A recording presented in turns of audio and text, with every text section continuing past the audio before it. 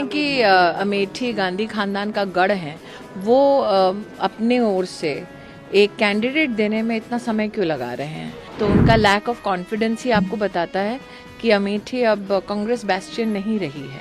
अगर वो 2 सीटों से लड़ते हैं तो इसका मतलब वो अमेठी से अपनी हार को ऑलरेडी चुनाव होने से पहले ही घोषित कर रहे हैं। देखिए, जो कहते हैं कि अमेठी गांधी खानदान का गढ़ है, वो अपने ओर से एक कैंडिडेट देने में इतना समय क्यों लगा रहे हैं?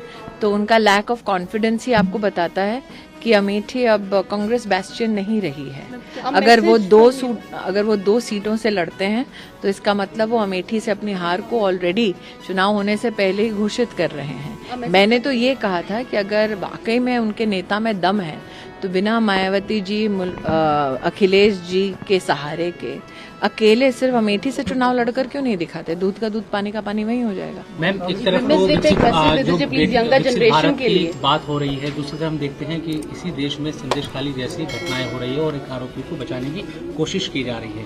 कैसे इन चीजों को आप देखते हैं?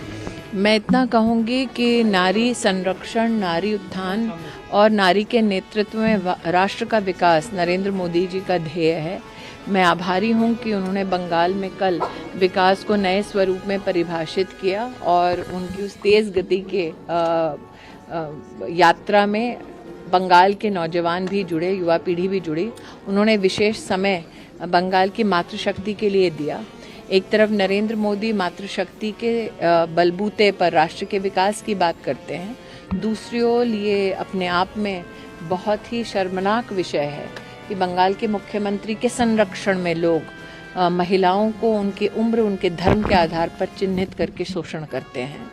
तो मैं तो विशेष रूप से आभार व्यक्त करूंगी कि हमारे जो जस्टिस सिस्टम है उसने विशेष ये ठानी है कि ऐसे व्यक्ति को इंसाफ तक पहुंचाया जाए और जो प्रताड़ित महिलाएं हैं उनको इंसाफ मिले। A message from you for the younger generation on Women's Day. I think every day is Women's Day. Why should only one day be allotted to us? We strive every day, we aspire every day, we are ambitious every day, we are academically inclined every day, we nurture every day. So any woman, any young girl who's told that your dreams and your aspirations and your ambitions belongs